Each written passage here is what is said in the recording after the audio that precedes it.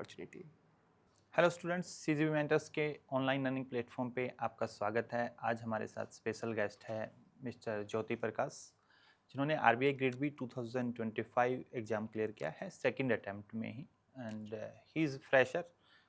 इन्होंने एक UPSC institute के साथ मेंटरशिप एज ए मेंटर काम किया है और कोई एक्सपीरियंस नहीं रिलेटेड टू द बैंकिंग और फाइनेंस।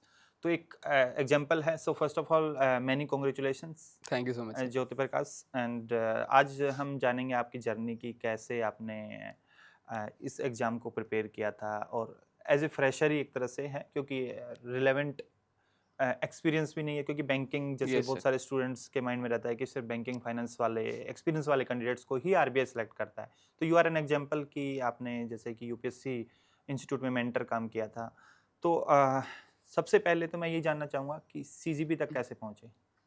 ओके, सीजीबी तो पहले I saw some good reviews in the internet, various platforms, Reddit, Telegram. Plus फिर मैंने यूट्यूब पे आपके कुछ ओरिएंटेशन सेशंस वगैरह देखे, मैराथन सेशंस देखे, तो मेरे को काफ़ी यूज़फुल लगा। रिव्यू तो बहुत सारे इंस्टीट्यूट्स के होते हैं, यस सर। तो उसको फ़िल्टर आउट कैसे करके ना यहाँ तक पहुँचे? Okay, exactly sir, filter out करना पड़ता है एक्चुअल किसी जिसको आप जानते हो उससे पूछ के। तो मेरे कुछ फ्रेंड्स थे, टेलीग्राम पे ही हमने बातचीत करी थी, एग्ज़ाम वगैरह दिए थे साथ में। तो वहाँ से ये फिर चीज़ कंसोलिडेट हो गई। ये जो भी था कि CGB is one of the most like relevant institute. Okay. So Jyoti Prakash, second attempt था ये। यस। फर्स्ट अटेम्प्ट में कहाँ तक पहुँचे थे? तो first attempt I could not clear phase 1। Sectional cut off miss हो गया था मेरा क्वांट का, बिकॉज अगेन थोड़ा डेडिकेटेडली प्रिपेयर नहीं कर पाया था मैं। टेकिंग लेसन्स फ्रॉम दैट, फिर मैंने इम्प्रूव किया थोड़ा इस बार 2025 फाइनल ईयर में, and I could easily clear then. एक यूपीएससी इंटरव्यू भी दिया आपने। Yes sir.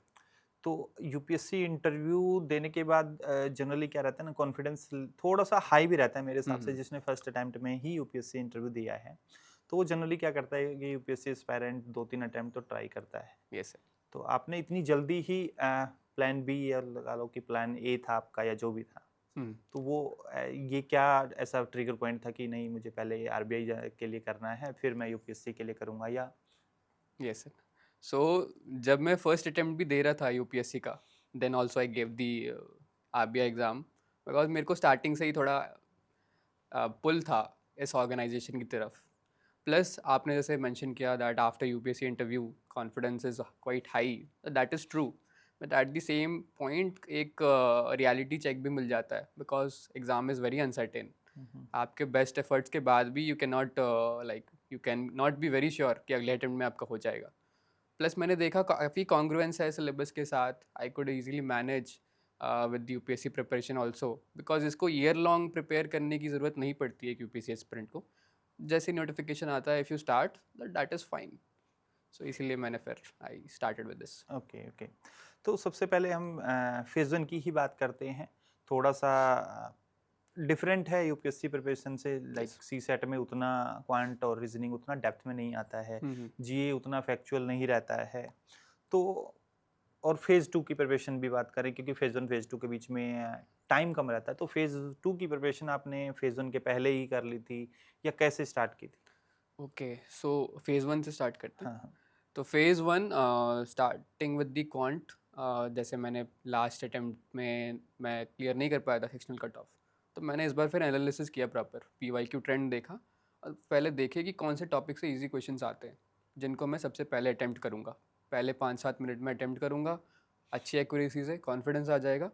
फिर उसके बाद मैंने प्रिपरेशन के टाइम पे ही 5-6 अपने अच्छे टॉपिक्स तैयार कर लिए थे, जहाँ से कि क्वेश्चन कितना भी डिफ़िकल्ट आए मैं उसे करूँगा। तो ये करने के बाद you also have a buffer of 5 minutes. तो वहाँ पे अगर आपको कोई दिखता है क्वेश्चन मॉडरेट डिफ़िकल्टी का जिसको आप बना सकते हो, तो you can go ahead with that.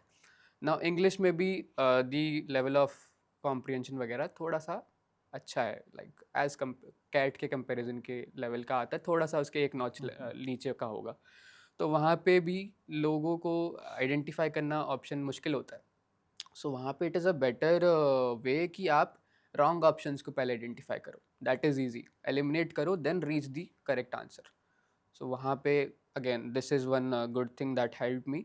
उसके बाद जीए सेक्शन में थोड़े फैक्चुअल चीज़ें होती हैं जो करंट अफेयर्स वाला होता है। तो अगर if you do PIB well, plus जितने भी मैराथन वीडियोस होते हैं यूट्यूब पे सीजीबी मेंटर्स के, आई सॉ सर्कुलर्स के और रिपोर्ट्स के, प्लस पीआईबी के month wise, so they are very helpful. वहाँ से कुछ ना कुछ आ ही जाता है। अगर आपको आधा भी याद रह गया तो you will be able to eliminate at least. Plus जितना भी स्टैटिक पोर्शन है वो तो एक यूपीएससी कैंडिडेट ने पढ़ा ही है। अगर कोई बैंकिंग से आ रहा है तो उसको वो चीज़ पढ़नी पड़ेगी, फिर पॉलिटी, हिस्ट्री, इकोनॉमी। सो अपने अपने स्ट्रेंथ पे काम करना है जीए सेक्शन में। This is scoring for some people. अगर जैसे कोई बिल्कुल बैंकिंग बैकग्राउंड से आ रहा है तो उनकी रीजनिंग स्ट्रांग है, तो ये बैलेंस आउट हो जाता है पूरा। Okay Yes, okay. sir. Electronics engineer तो इकोनॉमी फाइनेंस के कॉन्सेप्ट्स होते हैं, नए होते हैं, Yes, sir. तो इसमें कोई चैलेंज आया बीइंग एन इंजीनियर? तो बीइंग अ इंजीनियर एक ये एडवांटेज है मेरे को लगता है कि कोई भी नई चीज़ हम इजीली पढ़ लेते हैं। तो कुछ चीज़ें जो डिफ़िकल्ट लगी उसको we can take help of ChatGPT. YouTube पे भी इतने वीडियोज़ हैं। अगर आपको बहुत ज़्यादा डिफ़िकल्टी आ रही है तो you can subscribe some course also for the foundation. So ये मेरे हिसाब से ये चीज़ करना चाहिए कि पहले खुद से टेक्स्ट से पढ़िए। और क्योंकि टेक्स्ट से जब हम पढ़ते हैं तो इट इज़ वेरी क्विक, हम जल्दी कवर कर सकते हैं। फिर समझ नहीं आता, take help of ChatGPT, some AI tool. फिर भी समझ नहीं आता, then you can subscribe, think of subscribing some course. Okay. तो ज्योति प्रकाश, फेज वन में आपका सेक्शनल टाइमिंग होती है, प्रैक्टिस बहुत ज़रूरी होती है, तो कैसे प्रैक्टिस की थी कि एग्जाम में भी सेम चीज़ें इम्प्लीमेंट कर पाए आप? सो सेक्शनल टाइमिंग होती है। So the most helpful tool here is मॉक्स। मॉक्स देना है। एग्ज़ाम के क्लोज तो देना ही है। उससे पहले अगर आप ऐसे मॉक्स नहीं देना चाहते तो टाइमर लगा के क्वेश्चन कीजिए। जैसे मैंने बोला, एग्ज़ाम जैसे क्वांट का सेक्शन है, उसे डिवाइड करिए। सबसे पहले I will pick the easy questions, उसे 5-6 मिनट में करूँगा। उसके बाद next 10 to 15 minutes is for the my strong areas, और लास्ट के 5 मिनट बफर। वहाँ पे भी अगर मेरे को कोई आसान क्वेश्चन मिलता है तो I will pick and solve. तो ऐसे डिवाइड करना है, टाइम मैनेजमेंट प्रॉपर, और उस पर अमल करना है। ऐसे नहीं एग्जाम के दिन वहाँ पे चेंज कर दिया, प्रेशर में आके चेंज नहीं करना है। जो आपने प्रैक्टिस किया है प्रैक्टिस के टाइम पे, उसी को फॉलो करना है। जैसे मैंने भी अपने मोस्टली स्ट्रेटजी सेशन में ये बताया था कि सबसे पहले आप गो थ्रू करोगे कि कौन से क्वेश्चन आप पिक करने जा रहे हो। एग्जैक्टली। 1-2 मिनट लगाओ, फटाफट क्वेश्चंस, चाहे रीजनिंग हो आपका, क्योंकि यहाँ पे ना क्वेश्चन सिलेक्शन सबसे बड़ा रोल प्ले करता है, क्योंकि डेफिनेटली। आप 30 क्वेश्चन तो कोई भी नहीं कर पाएगा, सिंगल कैंडिडेट नहीं कर सकता, कोई भी कितना भी इंटेलिजेंट हो। बिल्कुल बिल्कुल। सेम रीजनिंग में 60 क्वेश्चंस है, तो सबसे पहले सबसे बेस्ट स्ट्रेटजी तो यही रहेगी कि आप पहले क्वेश्चंस जो इजी लग रहे हैं आपको, और वो ही सेम स्ट्रेटजी आपको मॉक्स में भी करनी चाहिए, ताकि वो तभी आप फाइनल में इम्प्लीमेंट कर पाते हैं। Yes sir. अब बात करते हैं हम फेज़ 2 की। फेज़ 2 में आपका ईएसआई फाइनेंस मैनेजमेंट 100 मार्क्स का आपका ऑब्जेक्टिव पार्ट रहता है, ईएसआई प्लस फाइनेंस मैनेजमेंट का।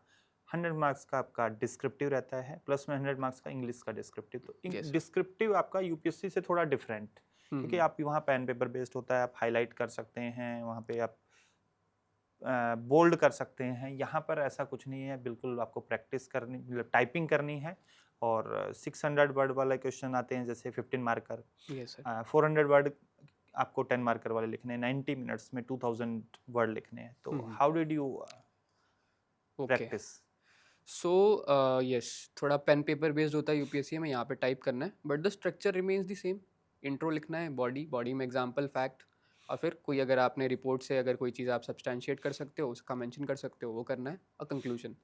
तो जैसे 400 वर्ड्स की लिमिट है फॉर 10 मार्कर, तो उसमें even if you right 360-380 words, that is fine, पर प्रॉपर एंडिंग होनी चाहिए, कंक्लूजन होना चाहिए। तो what I did in the starting, कि मैंने वर्ड डॉक्यूमेंट में प्रैक्टिस किया ताकि मेरे को समझ आ जाए, अच्छा ठीक है स्ट्रक्चर पता है मेरे को। उसके बाद देन आई गेव दी मॉक्स, कि देखने के लिए टाइम लिमिट में मैं कर पा रहा हूँ कि नहीं, प्रेशर कंडीशन में। प्लस अगर आपके माइंड में प्रॉपर स्ट्रक्चर है तो इसीलिए question selection becomes very important. ऐसा नहीं होना चाहिए कि आपने 3 मिनट लिख लिया then you change the question. Question proper है, इसमें कॉन्फिडेंस है, then only go ahead with that. और फिर जैसे हमें पता है आंसर में क्या क्या लिखना है, then it becomes almost easy कि आप 380 वर्ड्स तो लिख पाओगे। Same goes for 600 word limit question, वहाँ पे 570-580 कर सकते हो। टाइम क्रंच रहता है सिर्फ ईएसआई डिस्क्रिप्टिव और एफएम डिस्क्रिप्टिव में। इंग्लिश डिस्क्रिप्टिव में मेरा शायद 10 मिनट पहले हो गया था, क्योंकि वहाँ पे इतना लिखना नहीं रहता है। तो टाइम मैनेजमेंट इज़ की for ESI and FM। English वाला आप आराम से कर सकते हो, इवन यू कैन चेक एक बार लास्ट में भी, इसमें भी ESI और FM में लास्ट में 5 मिनट्स निकालो और थोड़े स्पेलिंग एरर्स वगैरह चेक करना चाहिए, बिकॉज वहाँ पे पेनलाइज कर सकते हैं एग्जामिनर। डिस्क्रिप्टिव के जैसे स्टूडेंट जनरली क्वेश्चन पूछते हैं कि कैसे नोट्स बनाने चाहिए, कैसे पढ़ना चाहिए, तो क्या स्ट्रेटजी फॉलो की थी आपने? Okay, so for the ESI में से जनरली रिपोर्ट से क्वेश्चन आते हैं। तो आप जो भी रिपोर्ट पढ़ रहे हो, जैसे एनुअल रिपोर्ट है या फिर वर्ल्ड डेवलपमेंट रिपोर्ट है, तो उसके एटलीस्ट 5-6 पॉइंट्स जो आप याद कर सकते हो उसे शॉर्ट में लिख लो।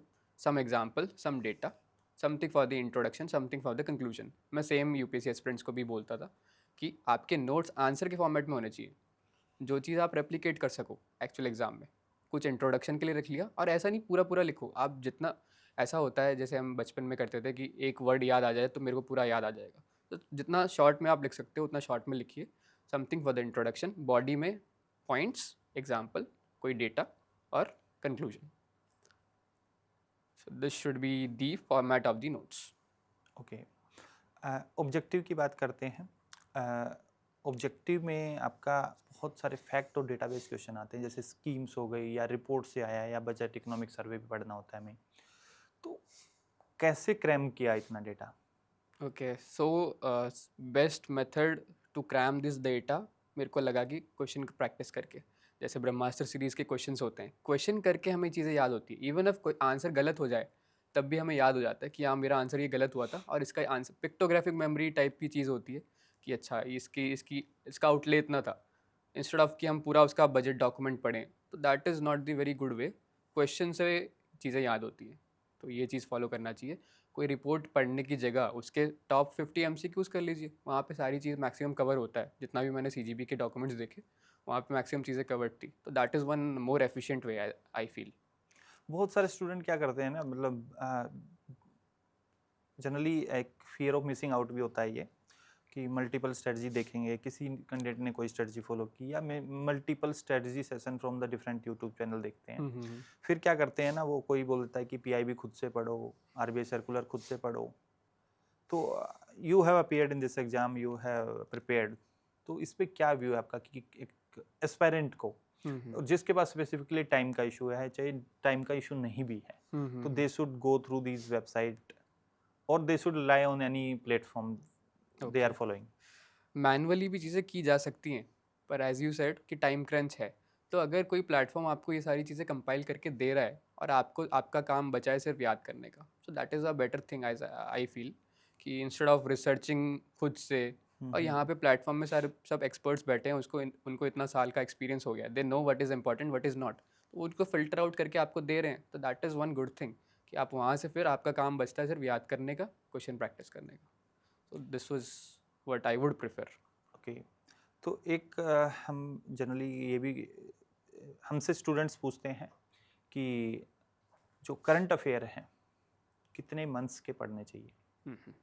Okay, so current affair middle ground लेके 5 मंथ्स का मैंने किया था। 6 मंथ्स थोड़ा ज़्यादा हो जाता है, 4 मंथ थोड़ा कम हो जाएगा। 5 months is the good balance. PIB last 5 months plus जितने भी बाकी करंट अफेयर्स हैं, इकोनॉमिक्स और करंट RBI सर्कुलर्स? ये sir, RBI circulars also generally last 3-4 months के ज़्यादा इंपॉर्टेंट होते हैं। उसके बियॉन्ड भी अगर आपके पास टाइम है तो करो। इसलिए प्रायोरिटी ऑर्डर में पहले लास्ट 3 मंथ्स टॉप प्रायोरिटी, उसके बाद टाइम बचता है तो और 2 महीना कर सकते हैं। ओके ओके, एक गवर्नमेंट स्कीम के लिए भी बहुत क्वेश्चन पूछे जाते हैं, क्योंकि गवर्नमेंट स्कीम्स क्या है, बहुत सारी हैं, एग्जैक्टली। बहुत सारी मिनिस्ट्रीज़ हैं। अगर सारी मिनिस्ट्रीज़ की स्कीम्स भी हम कंसिडर करें तो 200 प्लस हो जाती हैं। तो गवर्नमेंट स्कीम के लिए स्पेसिफिक क्या स्ट्रेटजी फॉलो की थी? जैसे कि मैंने पैटर्न नोट किया कि आजकल जो स्कीम्स आ रही हैं स्पेसिफिकली RBI के एग्जाम में, वो PIB की जो न्यूज़ में है लास्ट 4-5 मंथ में, वही स्कीम पूछी जा रही है। और ये भी है कि PIB में मैक्सिमम स्कीम्स भी रिपीट होती हैं। Yes sir, very true. PIB के स्कीम्स वेरी इंपॉर्टेंट। और जो भी, क्योंकि 200 से प्लस ज़्यादा स्कीम्स हैं, तो जितना भी हम लिमिटेड स्कीम्स पढ़ रहे हैं तो उसमें प्रायोरिटाइज़ करना है सबसे पहले। जितने भी फ्लैगशिप स्कीम्स हैं गवर्नमेंट ऑफ इंडिया के, जो बजट में मेंशन्ड है, हर साल वो आते ही हैं, पीआईबी में भी उसका कुछ अपडेट आता है, ऐसा नहीं कि ये स्कीम लॉन्च हुआ है, जैसे पुराने 5-6 साल से भी कोई स्कीम चल रहा है, उसमें क्या नया अपडेट आया है, क्या ब्रॉडन की गई है एलिजिबिलिटी क्राइटेरिया, उस चीज़ पे ज़्यादा फोकस करना है। तो पीआईबी के जितने भी मैंशनड है स्कीम्स, उसको डिटेल में eligibility criteria, because case study based questions आ रहे हैं कि ये पर्सन है, उसकी इतनी एज है, उसकी इतनी इनकम है, इज शी एलिजिबल और नॉट, ऐसे टाइप के क्वेश्चंस आ रहे हैं। तो जितना भी पढ़ रहे हैं उसकी क्लैरिटी होनी चाहिए। और आई गेस एमसीक्यूज से मोस्ट ऑफ दी चीज़ें कवर हो जाती हैं, बट स्टिल अगर आपको कवर करना है तो पीआईबी का भी डॉक्यूमेंट आई गेस अवेलेबल रहता है, तो वहाँ से भी पढ़ सकते हैं। मैंने क्या किया था, मैंने जैसे जुलाई का पीआईबी एक विंडो खोल के रखा, दूसरी साइड पे वर्ड डॉक्यूमेंट खोल के रखा, जो भी मुझे चीज़ें लगती हैं कि अच्छा this is good for objective, यहाँ से क्वेश्चन आ सकता है, उसे कॉपी करके या अपने वर्ड्स में यहाँ पे टाइप करके लिख लिया, शॉर्ट नोट्स पर लास्ट मिनट रिविजन। फिर उसके बाद वहाँ से उसी डेटा को मैं डिस्क्रिप्टिव आंसर में भी यूज़ करूँगा मेंशन करने के लिए। लिमिटेड माइंड की कैपेसिटी है, अलग अलग डिस्क्रिप्टिव के लिए तैयार करने की ज़रूरत नहीं है, ऑब्जेक्टिव का ही फैक्ट डिस्क्रिप्टिव आंसर में यूज़ करूँगा सब्सटैंशिएट करने के लिए। Okay okay. तो अब हम बात करते हैं जैसे कि इंग्लिश डिस्क्रिप्टिव भी एक स्कोरिंग है, 100 Yes. मार्क्स का है, तो बहुत सारे कैंडिडेट क्या करते हैं, इस पे ज़्यादा फोकस नहीं करते हैं, हम्म। ईएसआई एफएम पे। तो क्या स्ट्रेटजी थी, कैसे अटेम्प्ट किया था पेपर इंग्लिश का? Okay, so English descriptive, very scoring, and it can offset ESI objective में अगर आपने कुछ ब्लंडर किया है तो उसको ऑफसेट कर सकता है। तो डिस्क्रिप्टिव में सबसे पहले ऐसे होता है, तो अगेन ऐसे का अगर अच्छा स्ट्रक्चर है, वहाँ पे आपने अच्छे एग्जांपल्स कोट किए हैं, और उसका एक फ़्लो है। फ़्लो आएगा कैसे कि आप जो एक पैराग्राफ में एंड कर रहे हो, उस एंडिंग को लिंक कर दो अगले पैराग्राफ से, कनेक्टर्स बोलते हैं उसे। तो ये थोड़ा सा ऐसा रहता है कि किसी किसी का स्ट्रांग होता है, तो they are good, naturally good. Those who are not naturally good, they should go through some model answers, वहाँ से सीखो और फिर खुद से प्रैक्टिस करो वर्ड डॉक्यूमेंट खोल के। फिर उसकी एनालिसिस कर सकते हैं ChatGPT में डाल के, नहीं तो मॉक्स में प्रैक्टिस कर सकते हैं कि एक्सपर्ट का क्या ओपिनियन है, वहाँ से फीडबैक मिल जाता है। तो that is one thing. Next precis का एक्चुअल तरीका पता होना चाहिए। मैक्सिमम लोग इसे इग्नोर करके जाते हैं, वहाँ पे कुछ ब्लंडर करते हैं और फिर वहाँ पे मार्क्स लूज़ करते हैं। Next is comprehension. वहाँ पे एक चीज़ याद रखनी है कि हमें सेम स्टेटमेंट कॉपी करके नहीं लिखना है आंसर में, जो पैसेज में दिया गया है उसे आप समझो, खुद के वर्ड्स में लिखो एंड बी वेरी क्रिस्प। ऐसे नहीं वहाँ पे बीटिंग अराउंड दी बुश कर रहे हैं, exact to the point precise. वहाँ पे टाइम आप बचा सकते हो, ज़्यादा टाइम नहीं लगता वहाँ पे, 2-3 लाइन्स में भी लिखते हैं तो भी काफ़ी है। तो एक वो चीज़ है, प्लस लास्ट में काफ़ी टाइम बच जाता है, 5-7 मिनट तो बच जाते हैं। Go and check the spelling errors in the essay और प्रेसी, और अगर आपने कुछ ऐसा स्पेस देना भूल गए, कुछ ये सारी चीज़ें क्योंकि पेनल्टी लगता है, तो this should be kept in mind. Okay. जैसे कंप्रीहेंशन में एक क्वेश्चन पूछते हैं स्टूडेंट जनरली ना, कि जो कंप्रीहेंशन के क्वेश्चन है उसमें कितने वर्ड लिखने चाहिए? ओके, सो वर्ड लिमिट ऐसे कहीं एक्सप्लिसिटली मेंशन नहीं है, but around 40-50 words is good enough to meet the demand of the question. अगर आप प्रॉपर्ली समझ गए हो तो आराम से आप इतने वर्ड्स में तो लिख सकते हो, ऐसे ज़रूरत नहीं है कि पूरा उसको भरना है। No need, to the point precise answer लिखिए, you are good to go. Okay. अब बात करते हैं इंटरव्यू की। 75 मार्क्स बहुत इंपॉर्टेंट रोल है, मतलब आपका सिलेक्शन डिसाइड यूँ समझ लो कि आरबीआई की हर स्टेज इंपॉर्टेंट है। आपका फेज़ 1 इंपॉर्टेंट है, आपका फेज़ 2 इंपॉर्टेंट है, फिर इंटरव्यू भी इंपॉर्टेंट है। ये नहीं कि इग्नोर कर सकते हो कि आपका फेज़ 2 में मार्क्स अच्छे आ गए तो यहाँ पे आप सेलेक्ट हो जाओगे। ज़रूरी नहीं है, क्योंकि कम मार्क्स मिल गए तो आप बाहर भी हो सकते हो। तो इंटरव्यू कैसे प्रिपेयर किया था एंड क्या एक्सपीरियंस था बोर्ड के साथ? और आप जैसे कि फ्रेशर ही कैंडिडेट थे, यस सर। क्योंकि आपका यूपीएससी मेंटर का एक्सपीरियंस था, तो क्या एक्सपीरियंस था, क्या क्वेश्चन पूछे गए थे आपसे? ओके, सो इंटरव्यू में सबसे इम्पॉर्टेंट है, सबसे पहले आपके बायोडेटा के अराउंड जितनी भी चीज़ें हैं उसे प्रॉपरली प्रिपेयर करना। सेकंड चीज़ मॉक्स के अलावा है कि एक पीयर ग्रुप हो, छोटा पीयर ग्रुप हो।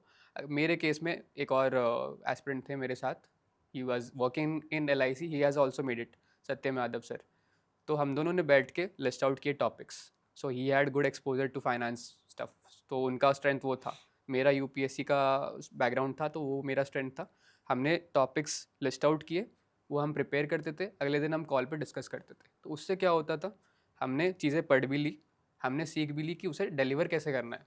बिकॉज लोगों को नॉलेज होता है, पर आर्टिकुलेट कैसे करना है उसे इंटरव्यू में पैनल के सामने, वो चीज़ लैक करते हैं। तो हमने वो भी चीज़ कर ली, प्लस क्योंकि दोनों के पॉइंट्स आ गए तो बहुत कम चांस है कि हमने कोई चीज़ मिस कर दी होगी। तो that is one good aspect कि एक ग्रुप होना चाहिए। ग्रुप ज़्यादा बड़ा नहीं कि उससे फिर अकाउंटेबिलिटी नहीं आती, 2-3 लोग भी काफ़ी। तो this is one thing. And as you said मैं फ्रेशर था, तो मेरे को एक्सपेक्टेड नहीं था कि मैं बहुत ज़्यादा डेप्थ में क्वेश्चन पूछे जाएंगे, एंड दैट वाज ट्रू। तो मैंने जो बायोडेटा में मेंशन किया था, तो उस पर बहुत मतलब वो था बोर्ड का कि उन्होंने वहाँ से बहुत क्वेश्चंस पूछे to test my depth of knowledge, क्योंकि एक ही वो मैंने ब्लॉकचेन टेक्नोलॉजी मेंशन किया था, तो वहाँ से काफ़ी क्वेश्चंस पूछे गए। बाकी normal they asked me which department would you like to work in future, so मैंने फाइनेंशियल मार्केट ऑपरेशंस बोला।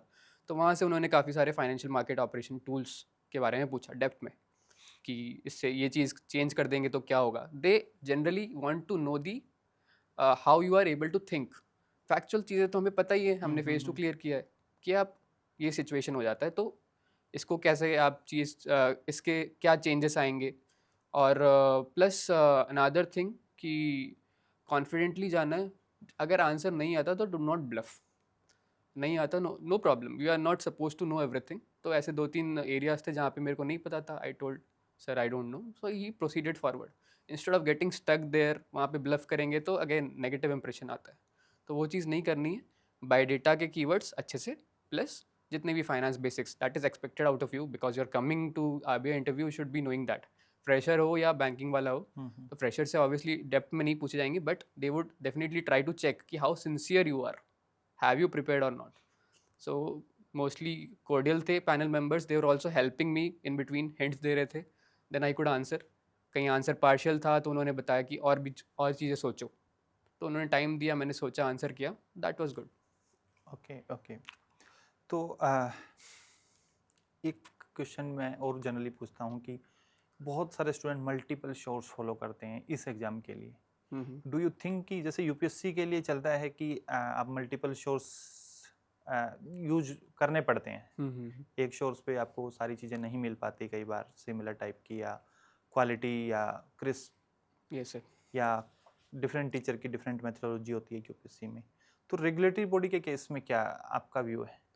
ओके, सो रेगुलेटरी बॉडीज़ में आई डोंट फील कि मल्टीपल सोर्सेज की ज़रूरत है जनरली, बिकॉज एक तो टाइम भी स्कार्स है, तो आप मल्टीपल चीज़ों पे जाओगे तो फिर you will get confuse, you will have the FOMO, और फिर एक चीज़ भी आप सही से नहीं कर पाओगे।